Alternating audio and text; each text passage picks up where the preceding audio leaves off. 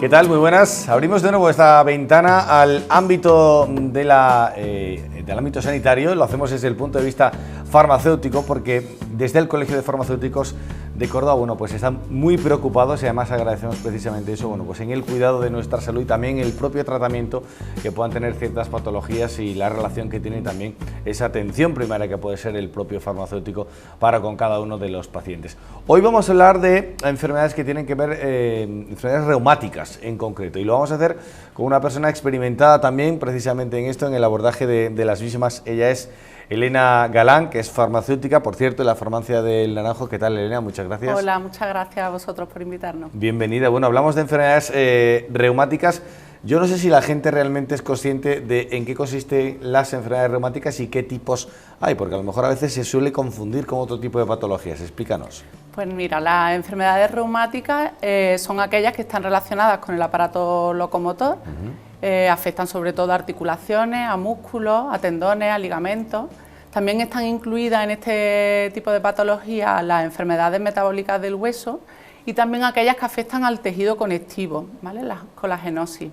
Es verdad que en el ámbito popular hay una cierta creencia que reuma, ¿no? Se conoce como reuma, un término que incluye a todas las patologías del aparato locomotor, independientemente de que tengan el mismo tipo de origen o no.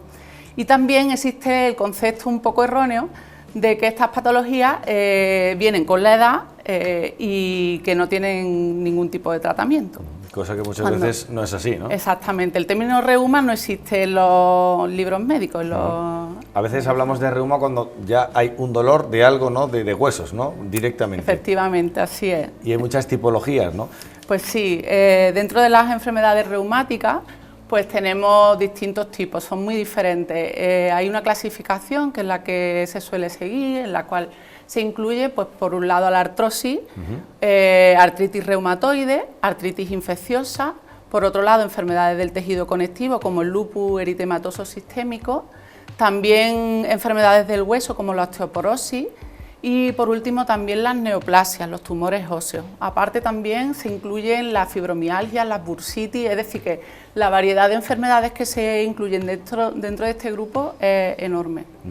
El origen de este tipo de patologías, ¿hay un origen definido? ¿Tiene una gran componente de ámbito genético o no?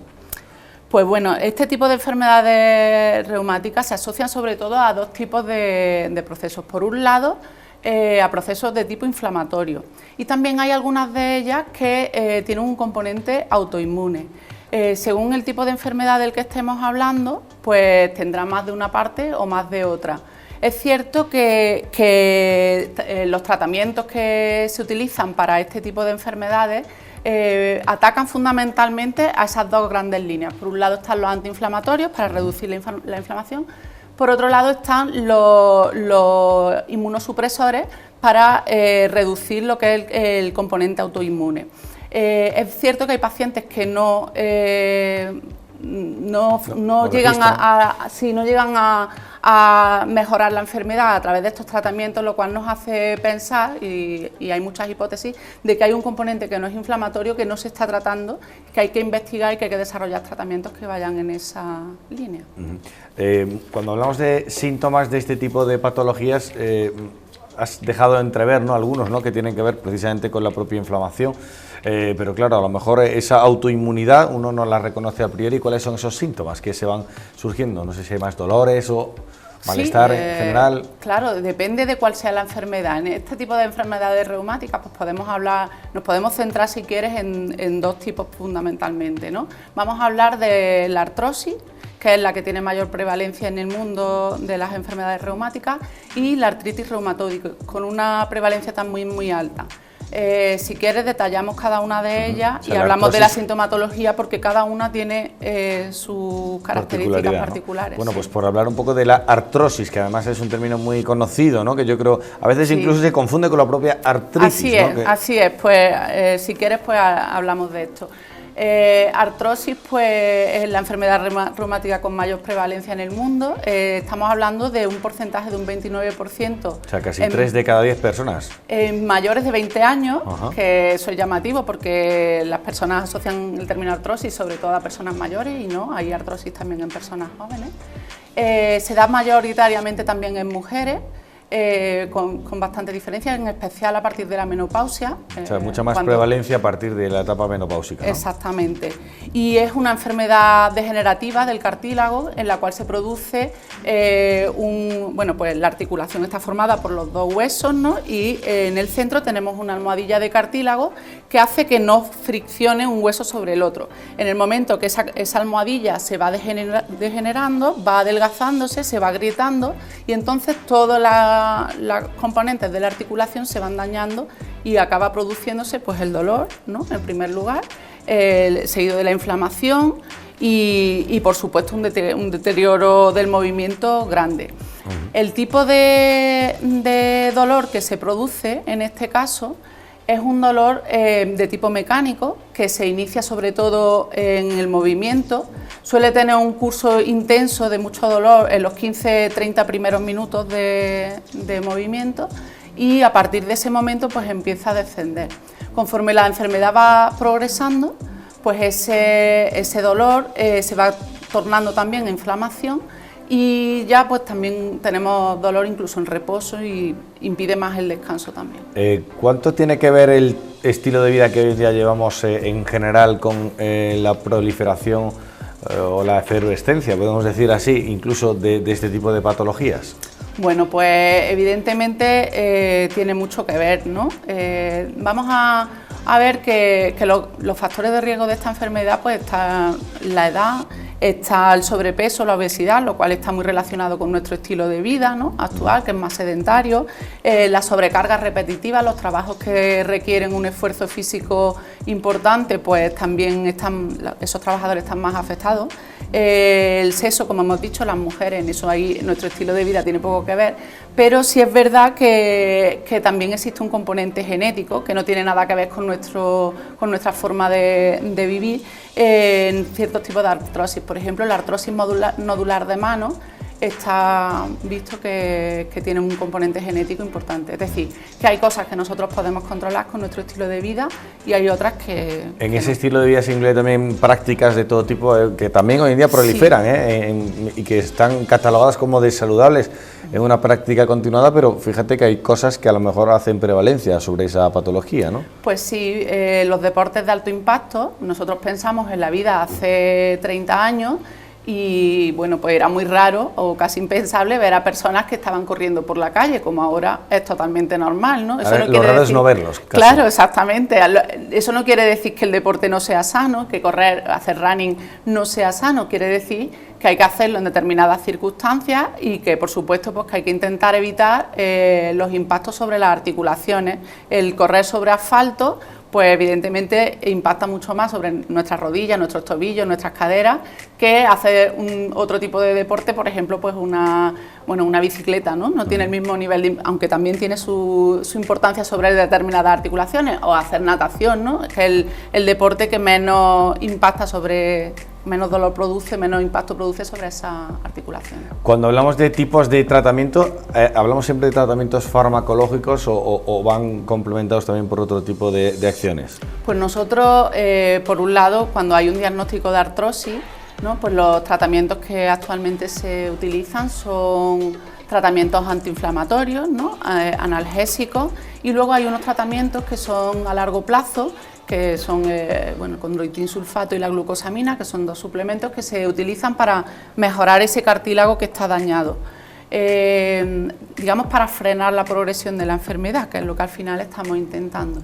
Hay otros tipos de suplementos que están ahora de moda, ¿no? Pues que son los suplementos de colágeno, que bueno, aunque generan mucha controversia porque no está del todo totalmente clara su función en estas patologías, pues sí hay muchos estudios que avalan su utilización, ¿no?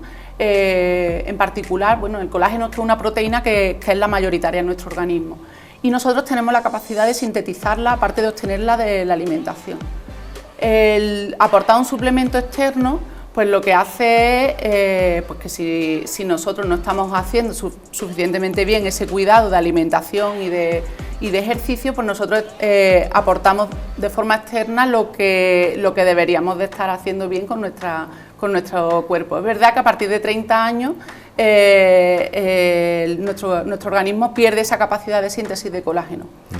No todos los suplementos de colágeno son iguales. Ni funcionan igual, entiendo, ¿no? Claro, efectivamente. Hay el colágeno que mejor se absorbe y que mejor nosotros asimilamos es el colágeno hidrolizado, que se llama, porque la molécula de colágeno es una molécula muy grande, el hidrolizado es un trocito de esas moléculas, está partido de una manera que nosotros asimilamos mejor.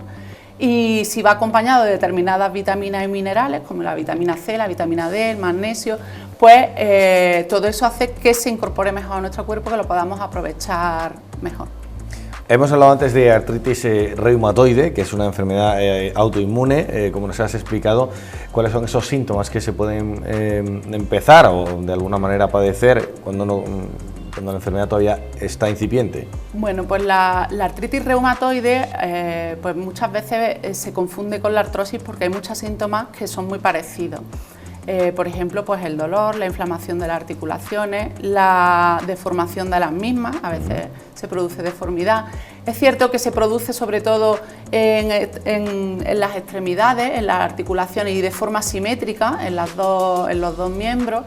Y lo que más la diferencia de la artrosis es que, frente a la artrosis, que es degenerativa, pues la artritis reumatoide, como tú has dicho, es una enfermedad autoinmune, y lo que sucede por un mecanismo que no conocemos todavía es que nuestro cuerpo reconoce de forma como si fuera un enemigo las membranas que recubren ese cartílago de las articulaciones, ¿vale? Las membranas sinoviales.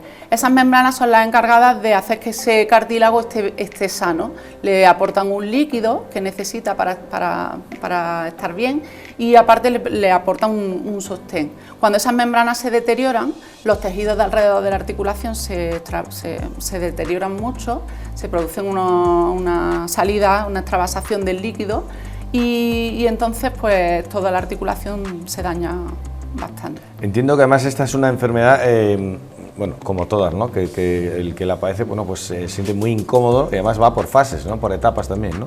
El tipo de tratamientos que desarrolláis hoy en día, que han mejorado mucho con respecto a años atrás, hay de todo tipo también, ¿no? Pues sí, los tratamientos de la artritis reumatoide, aparte de los mismos que en la artrosis hemos hablado, de los antiinflamatorios y de los analgésicos para calmar el dolor y la inflamación, pues en la artritis reumatoide tenemos desarrollados otro tipo de fármacos que se utilizan, que son por ejemplo el metotrexato, que hace que la enfermedad se frene, también tratamientos inmunosupresores, ¿vale? Estos son ya tratamientos mucho más modernos, tratamientos mucho más focalizados. Específicos. Sí.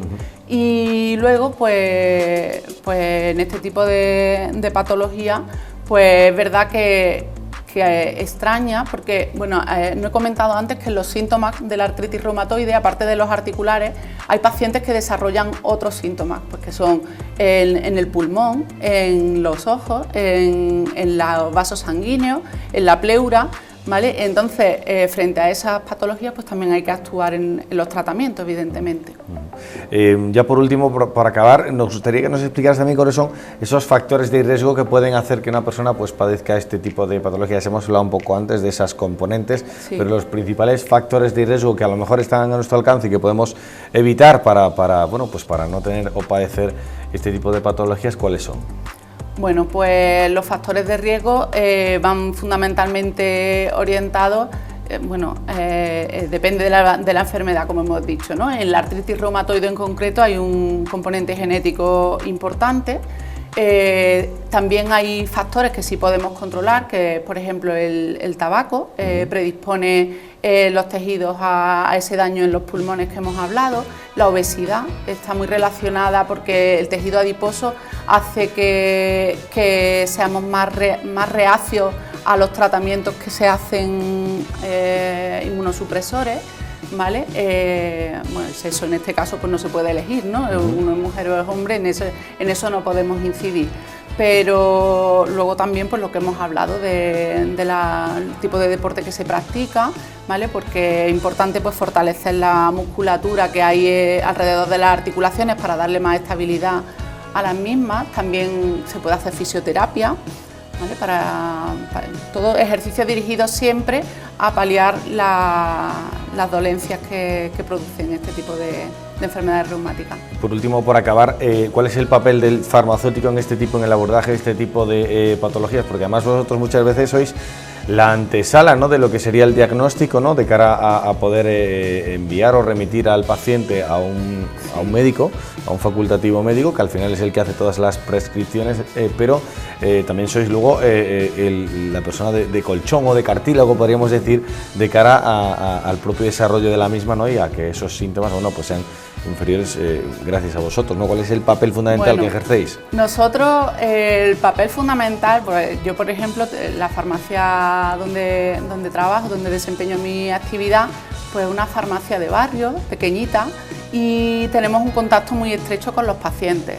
En este contacto estrecho, pues es sencillo detectar qué pacientes pues recurren habitualmente a tomar analgésicos antiinflamatorios de una forma continuada, ¿no? Y nosotros pues siempre intentamos que el paciente no se automedique, que siempre haya, en el momento que haya un signo de alarma, de un dolor continuado, repetitivo, pues hay que dirigir al médico, que hagan su radiografía, que hagan las pruebas diagnósticas que haya que hacer. Y por otro lado, pues nosotros también podemos asesorar a la hora de este tipo de medidas que se pueden tomar, pues con respecto al peso, con respecto a los suplementos que hemos hablado de colágeno o determinados minerales que pueden estar, ¿no?, la vitamina D, que es tan importante también en la asimilación del calcio en la dieta. En fin, pues hay muchas cosas que los farmacéuticos en este caso pues podemos hacer a la hora de ayudar a un paciente a atajar este tipo de dolores. Pues Elena Galán, farmacéutica, además titular de la farmacia del barrio El Naranjo, en Córdoba. Gracias por haber estado con nosotros. Muchas gracias. Gracias también por esa labor que desarrolláis y bueno, dicho queda, ¿no?, que también afortunadamente contamos con esa vía además incipiente, ¿no?, y primaria, que es la propia atención del farmacéutico, que además luego deriva de una manera u otra, o puede derivar también al tratamiento ya mucho más médico y específico. Gracias por estar con nosotros, Elena. Muchas gracias. Y gracias también a todos ustedes. Aquí cerramos esta ventana de la salud que abrimos desde este espacio en Una Mezquita 7 Televisión, en la colaboración también con el Colegio de Farmacéuticos de Córdoba. Hasta la próxima. Procuren ser felices. Adiós.